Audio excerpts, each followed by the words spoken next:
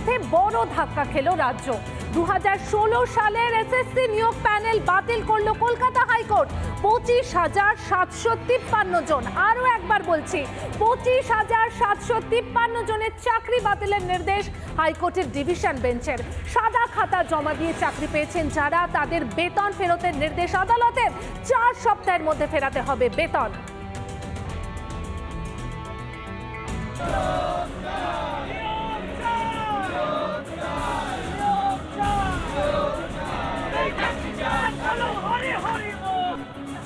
দু 2016 সালের এসএসসি নিয়োগ প্যানেল বাতিল।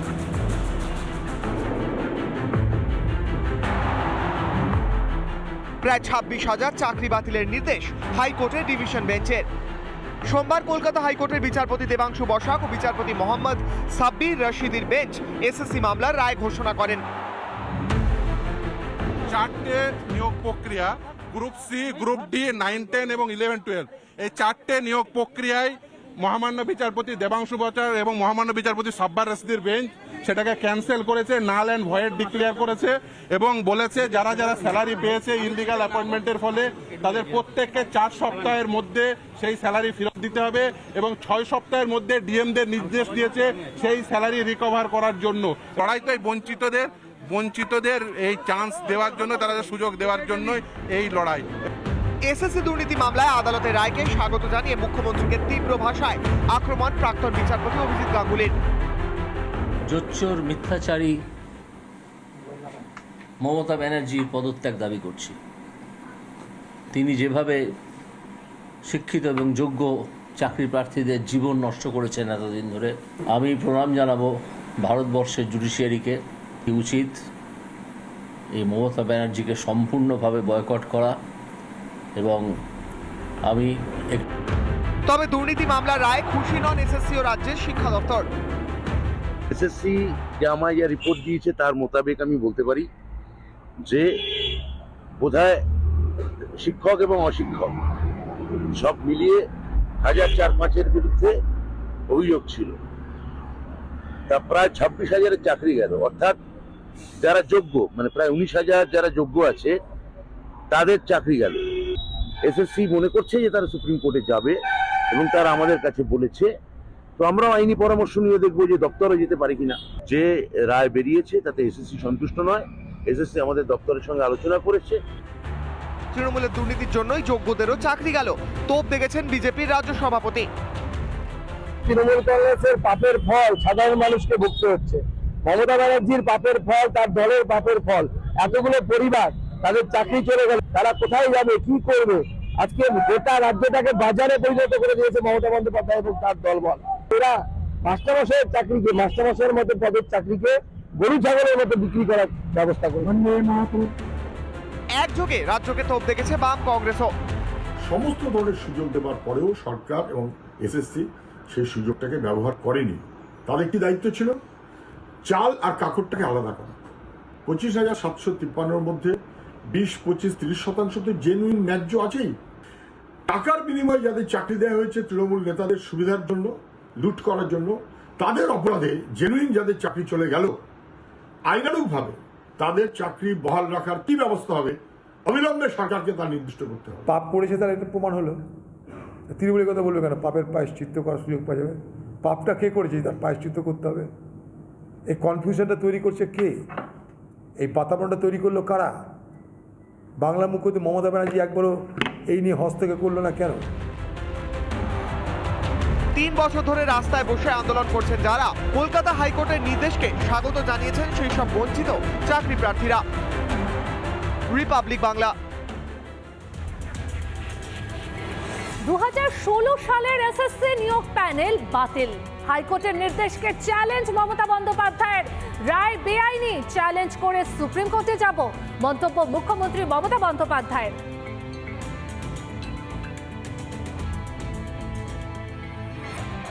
26,000 টিচারদের চাকরি চলে যাবে।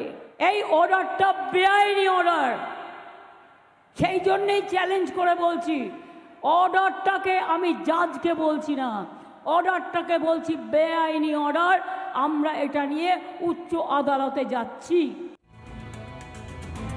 দুর্নীতিগ্রস্তরা চাকরি বাঁচাতে সুপ্রিম কোর্টে গেলে আমরাও পাল্টা লড়ব, রুখে দাঁড়িয়ে নিজেদের অধিকার আদায় করে নেব, চ্যালেঞ্জ ছুড়ে দিলেন মামলাকারী শফিকুল ইসলাম। যারা চাকরি চলে গেল তারা যদি মনে করে যে সুপ্রিম কোর্টে এসএলপি ফাইল করে আবার যাবে তাদের চাকরি বাঁচানোর জন্য, আমরা ক্যাবিনেট ফাইল অবশ্যই সঙ্গে সঙ্গে আগামীকালকের মধ্যে ক্যাবিনেট ফাইল করব। তাদের বিরুদ্ধে আমরা রুখে দাঁড়াবো এবং এই দুর্নীতির বিরুদ্ধে রুখে দাঁড়িয়ে আমরা যে সুযোগ পাইনি এবং আমরা যে সুযোগ যেন পাই সেই ব্যবস্থা আমরা করব। যে আজকে জাজমেন্ট কপিতে দেখলাম যে আমরা যে দাবি করেছে সেই দাবিটা গ্র্যান্টেড এবং আমাদের ভ্যালিড পয়েন্টে লিখে দিয়েছে। তারা নাম্বার প্রকাশ করতে হবে, তারপরে তাদের ইললিগাল অ্যাপয়েন্টমেন্ট হয়েছিল সেই ইললিগাল অ্যাপয়েন্টমেন্টটা ভ্যালিড লিখেছে। এই সমস্ত ঘটনা যত যে দাবিগুলো করেছিল সেই দাবিগুলো আমাদেরকে আজকে জাজমেন্ট কপিতে লিখেছে। কোর্টের মধ্যে বড় ধাক্কা খেল রাজ্য। 2016 সালের এসএসসি নিয়োগ প্যানেল বাতিল করলো কলকাতা হাইকোর্ট। 25,753 জন, আরো একবার বলছি 25,753 জনের চাকরি বাতিলের নির্দেশ হাইকোর্টের ডিভিশন বেঞ্চের। সাদা খাতা জমা দিয়ে চাকরি পেয়েছেন যারা, তাদের বেতন ফেরতের নির্দেশ আদালতের। 4 সপ্তাহের মধ্যে ফেরাতে হবে বেতন।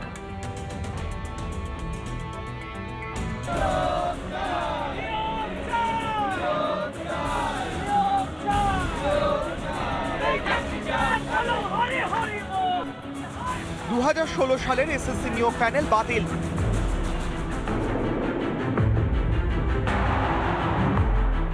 প্রায় 26,000 চাকরি বাতিলের নির্দেশ হাইকোর্টের ডিভিশন বেঞ্চের। সোমবার কলকাতা হাইকোর্টের বিচারপতি দেবাংশু বসাক ও বিচারপতি মোহাম্মদ সাব্বির রশিদির বেঞ্চ এসএসসি মামলার রায় ঘোষণা করেন। 4টে নিয়োগ প্রক্রিয়া, গ্রুপ সি, গ্রুপ ডি, 9, 10 এবং 11, 12, এই 4টে নিয়োগ প্রক্রিয়ায় মহামান্য বিচারপতি দেবাংশু বসাক এবং মহামান্য বিচারপতি সাব্বির রশিদির বেঞ্চ সেটাকে ক্যান্সেল করেছে, নাল অ্যান্ড ভয়েড ডিক্লেয়ার করেছে এবং বলেছে যারা যারা স্যালারি পেয়েছে ইললিগাল অ্যাপয়েন্টমেন্টের ফলে তাদের প্রত্যেককে 4 সপ্তাহের মধ্যে সেই স্যালারি ফেরত দিতে হবে এবং 6 সপ্তাহের মধ্যে ডিএমদের নির্দেশ দিয়েছে সেই স্যালারি রিকভার করার জন্য। লড়াইটাই বঞ্চিতদের এই চান্স দেওয়ার জন্য, তারা সুযোগ দেওয়ার জন্য এই লড়াই। এসএসসি দুর্নীতি মামলায় আদালতের রায়কে স্বাগত জানিয়ে মুখ্যমন্ত্রীকে তীব্র ভাষায় আক্রমণ প্রাক্তন বিচারপতি অভিজিৎ গাঙ্গুলির। জোচ্চোর মিথ্যাচারী মমতা ব্যানার্জির পদত্যাগ দাবি করছি। তিনি যেভাবে শিক্ষিত এবং যোগ্য চাকরি প্রার্থীদের জীবন নষ্ট করেছেন এতদিন ধরে, আমি প্রণাম জানাবো ভারতবর্ষের জুডিশিয়ারিকে। উচিত এই মমতা ব্যানার্জিকে সম্পূর্ণভাবে বয়কট করা এবং তবে দুর্নীতি মামলার রায় খুশি নন এসএসসি ও রাজ্যের শিক্ষা দপ্তর। এসএসসি যে আমায় যা রিপোর্ট দিয়েছে তার মোতাবেক আমি বলতে পারি যে বোধহয় শিক্ষক এবং অশিক্ষক সব মিলিয়ে 1,004-5-এর বিরুদ্ধে অভিযোগ ছিল। তা প্রায় 26,000-এর চাকরি গেল, অর্থাৎ যারা যোগ্য, মানে প্রায় 19,000 যারা যোগ্য আছে তাদের চাকরি গেল।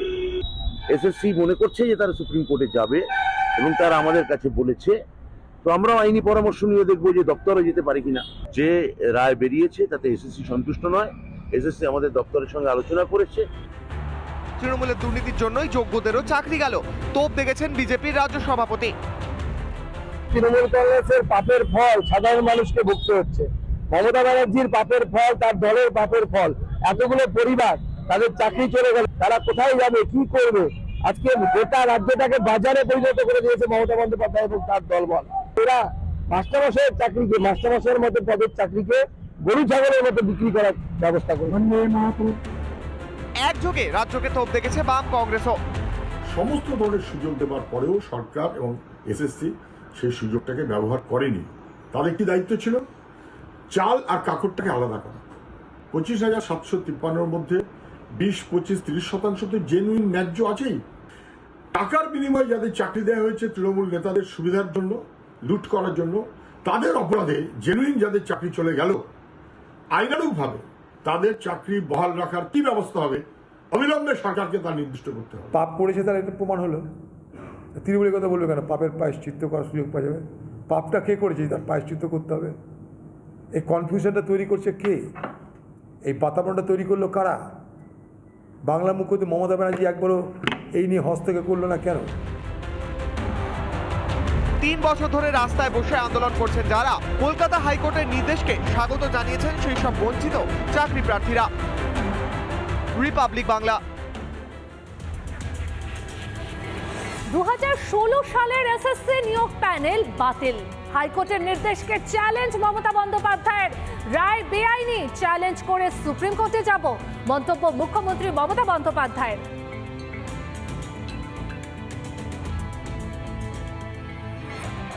26,000 টিচারদের চাকরি চলে যাবে। এই অর্ডারটা বেআইনি অর্ডার, সেই জন্যেই চ্যালেঞ্জ করে বলছি। অর্ডারটাকে আমি জাজকে বলছি না, অর্ডারটাকে বলছি বেআইনি অর্ডার। আমরা এটা নিয়ে উচ্চ আদালতে যাচ্ছি। দুর্নীতিগ্রস্তরা চাকরি বাঁচাতে সুপ্রিম কোর্টে গেলে আমরাও পাল্টা লড়ব, রুখে দাঁড়িয়ে নিজেদের অধিকার আদায় করে নেব, চ্যালেঞ্জ ছুড়ে দিলেন মামলাকারী শফিকুল ইসলাম। যারা চাকরি চলে গেল তারা যদি মনে করে যে সুপ্রিম কোর্টে এসএলপি ফাইল করে আবার যাবে তাদের চাকরি বাঁচানোর জন্য, আমরা ক্যাবিনেট ফাইল অবশ্যই সঙ্গে সঙ্গে আগামীকালকের মধ্যে ক্যাবিনেট ফাইল করব। তাদের বিরুদ্ধে আমরা রুখে দাঁড়াবো এবং এই দুর্নীতির বিরুদ্ধে রুখে দাঁড়িয়ে আমরা যে সুযোগ পাইনি এবং আমরা যে সুযোগ যেন পাই সেই ব্যবস্থা আমরা করব। আজকে জাজমেন্ট কপিতে দেখলাম যে আমরা যে দাবি করেছে সেই দাবিটা গ্র্যান্টেড এবং আমাদের ভ্যালিড পয়েন্টে লিখে দিয়েছে। তারা নাম্বার প্রকাশ করতে হবে, তারপরে তাদের ইললিগাল অ্যাপয়েন্টমেন্ট হয়েছিল সেই ইললিগাল অ্যাপয়েন্টমেন্টটা ভ্যালিড লিখেছে। এই সমস্ত ঘটনা যে দাবিগুলো করেছিল সেই দাবিগুলো আমাদেরকে আজকে জাজমেন্ট কপিতে লিখেছে আর কি।